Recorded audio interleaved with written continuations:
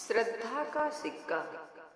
सूफी संत सफीक ने एक बार अपने शिष्यों से बात करते हुए कहा, परमात्मा पर मेरी पूर्ण श्रद्धा है। एक बार मैं सिर्फ एक पैसा साथ लेकर तीर्थ यात्रा पर निकल गया। यात्रा लंबी थी, लेकिन सब कार्य सकुशल पूर्ण हुआ और मैं वापस लौट भी आया, और वह पैसा मेरे पास ही रहा, बल्कि आज भी मेरे पास है। सफीक की बातें सुनकर चकित शिष्य एक दूसरे से चर्चा करने लगे।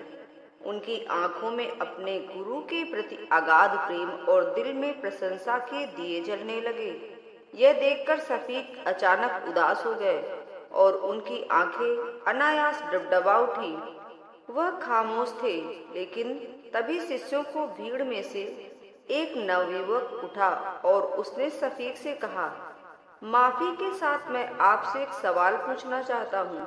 यदि आपने साथ में एक पैसा ही ले लिया था, तब आप कैसे दावा कर सकते हैं कि आपकी श्रद्धा पैसे पर नहीं, परमात्मा पर थी? सफीक का चेहरा उदास हो गया और चेहरा खिल उठा। आंसू खुशी के फूलों से बदल गए। उन्होंने उस शिष्य की ओर मुखातिब होते हुए कहा, मेरे प्यारे बच्चों, तुम ठीक कहते हो। परमात्मा पर भरोसा हो तो एक पैसा भी असंगत है, और एक पैसे पर भरोसा है तो प्रभु पर भरोसा नहीं है। मैंने यह कहानी तुम सबकी परीक्षा के लिए ही कही थी। मेरे पास जो पैसा था वह श्रद्धा का ही सिक्का था, इसलिए वो कभी खर्च नहीं हो सका। संदेह के साम्राज्य जीवन की यात्रा में खर्च हो जाते हैं, और श्रद्धा का एक पैसा भी बच जाता है।